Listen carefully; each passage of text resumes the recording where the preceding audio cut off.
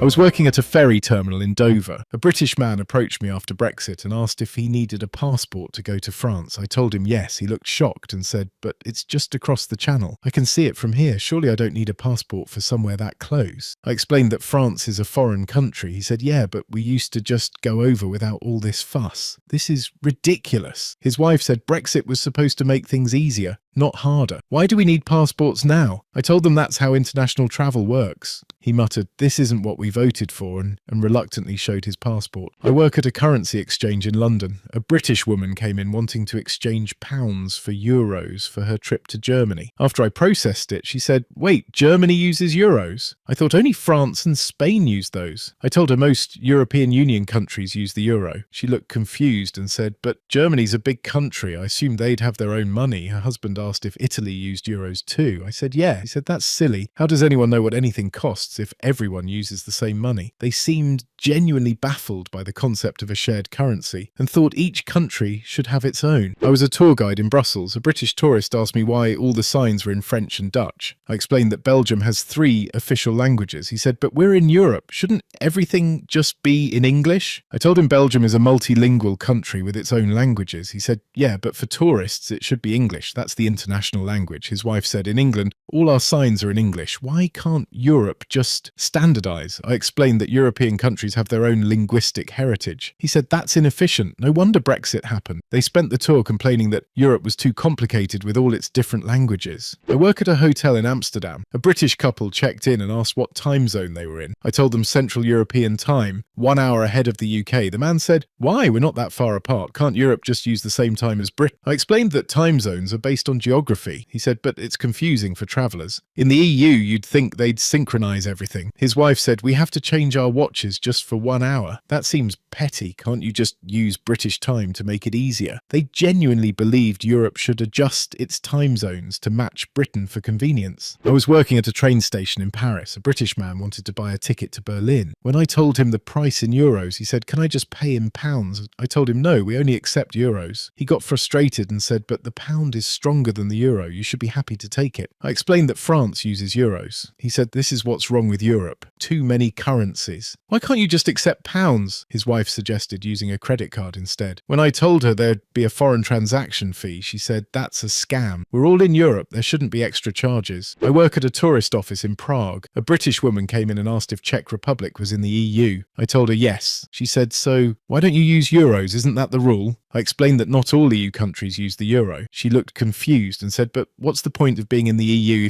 if you don't use the same money? That defeats the purpose." Her husband said, "This is too confusing. Every country has different money, different rules. How is anyone supposed to keep track?" They wanted a simple explanation for why EU membership doesn't automatically mean euro adoption and seemed frustrated that Europe wasn't more uniform. I was a waiter at a cafe in Barcelona. A British couple ordered coffee. When the bill came, the man said, "Why are the prices in euros? I thought Spain was thinking of leaving the EU too." I told him Spain has no plans to leave and uses the euro. He said, "Really?" I assumed after Brexit everyone would follow. His wife said, "We thought Europe would fall apart after we left. You're telling me it's still going?" I confirmed that the EU still exists and functions. They seemed genuinely surprised and disappointed that Brexit hadn't triggered a domino effect. He said, "Well, give it time. Everyone will realise Britain was right." I work at a pharmacy in Rome. A British man came in asking for paracetamol. I gave him the Italian equivalent. He looked at the price and said, "This is expensive. Don't you have to match British prices since we're both in Europe?" I told him Britain left the EU and prices vary by country anyway. He said, "Yeah, but we're still connected. You should honour British prices." His wife said, "When we were in the EU, we had price protection. Now you're just charging whatever you want." I explained that's not how it works. He said, "Brexit was supposed to give us more power, not less."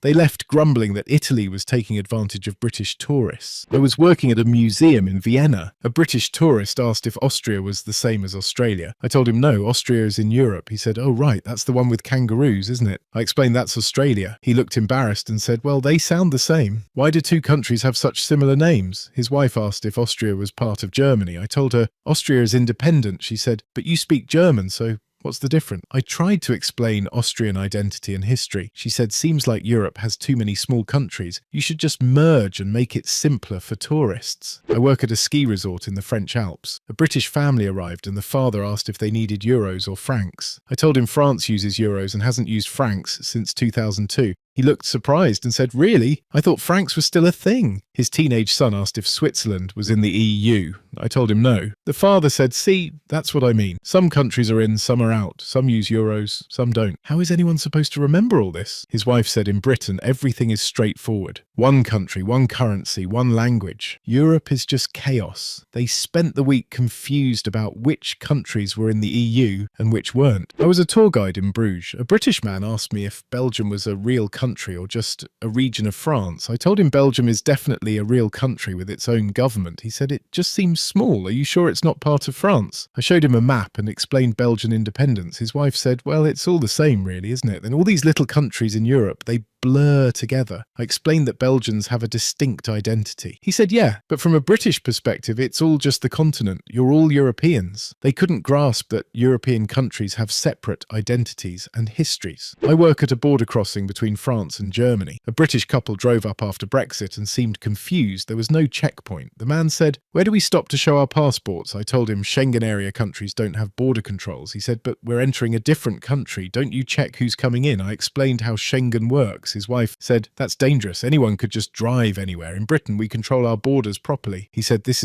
is why we left. No security, no checks, just chaos." They drove through reluctantly, convinced that Europe's open borders were reckless. I was working at an airport in Madrid. A British woman asked if her pounds would work in the airport shops. I told her they only accept euros or cards. She got annoyed and said, "But this is an international airport. You should take all major currencies." I explained that Spain uses euros. She said, "British pounds are more valuable. You're losing business by not accepting them." Her husband said, "This is petty nationalism. Before Brexit, everything was easier. Now you're all making it difficult on purpose." I processed her currency exchange and she complained the entire time that Europe was being vindictive toward Britain post-Brexit. I work at a car rental in Lisbon. A British man asked if he could drive his rental car to other European countries. I told him yes, with the right insurance. He said, "But don't I need special permission to cross borders?" I explained that within the EU, movement is generally free. He looked skeptical and said, "But they're different countries. Surely there are restrictions." His wife said, "This seems too easy. In Britain, we'd have proper controls." They seemed uncomfortable with the idea of free movement and kept asking if we were sure he wouldn't get stopped at borders. He seemed almost disappointed when I confirmed he could drive freely across most of Europe. If you've enjoyed this European confusion, give it a like and subscribe for more. Cheers.